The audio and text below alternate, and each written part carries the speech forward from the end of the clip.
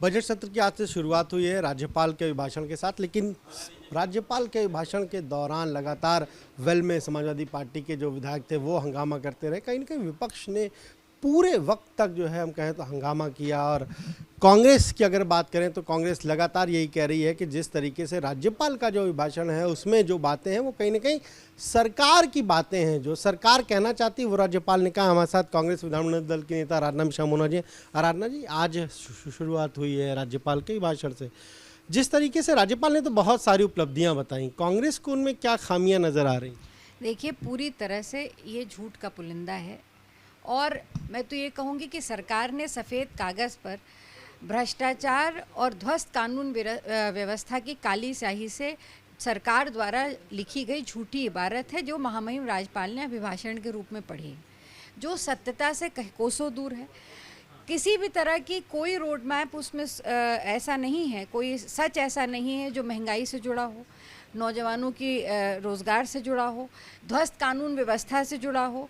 केवल और केवल वही बातें लिखी गई उसमें जो सरकार ने लगातार 5 साल पहले भी झूठ बोला, वही उपलब्धियां सरकार गिना रही है। आखिर G20 का G20 हुआ, इन्वेस्टर समिट हुआ, क्यों नहीं सरकार श्वेत पत्र जारी करती है? लगातार हम मांग करते आए कि आखिर MOU की बात क्यों कर रही है सरकार? 5 साल हो गए, 6ठा साल है।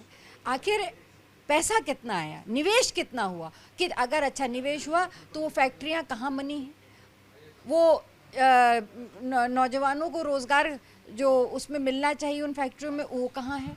क्यों आज भी नौजवान उत्तर प्रदेश की सड़कों पर लाठियाँ खा रहा है, जेल में बंद हो रहा है? तो ये इस पे सरकार श्वेत पत्र जारी करे। दूसरा, जिस तरह की ध्वस्त कानून व्यवस्था है, एक गरीब महिला माँ बेटी की एक झोपड़ी इतनी कीमती हो गई कि उस पर बुलडोज़र चला करके उनको विवश कर दिया गया कि वो आत्महत्या कर लें, और सरकार मौन है इस पे। क्या कार्रवाई की सरकार ने उन अधिकारियों के खिलाफ? ज़ीरो टॉलरेंस की बात करती है सरकार। जिस तरह से बड़े बड़े नाम सरकार में बैठे मंत्रियों के, ये हम आरोप नहीं लगा रहे, वो स्वयं स्वीकार कर रहे हैं कि उन्होंने उन जो आरोप उन पे लगे तो उस पर सरकार ने क्या कार्रवाई की?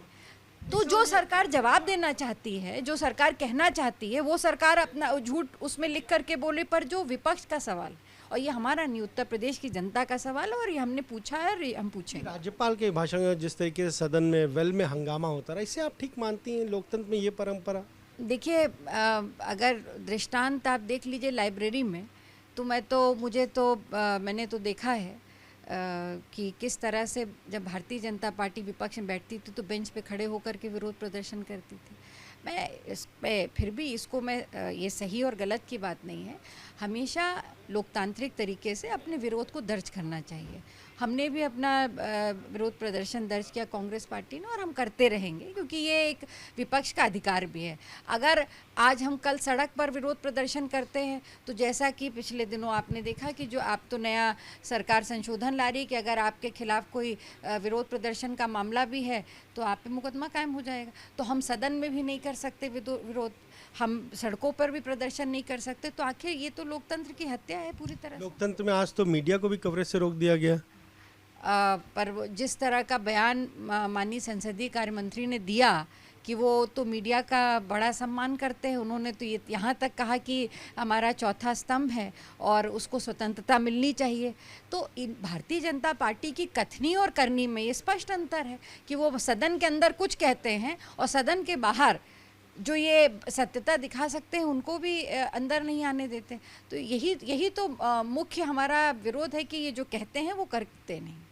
ये आपने सुना क्या कहना है कांग्रेस विधानमंडल दल की नेता आराधना मिश्रा मोना का। साफ तौर पर कह रहे हैं कि राज्यपाल के भाषण में सरकार की ही तमाम उपलब्धियों का जिक्र किया गया, विपक्ष के जो सवाल हैं उसका कोई जवाब सदन में नहीं दिया गया। कैमरे में मेहदी हसन के साथ अनुभव शुक्ला, भी गंगा, लखनऊ।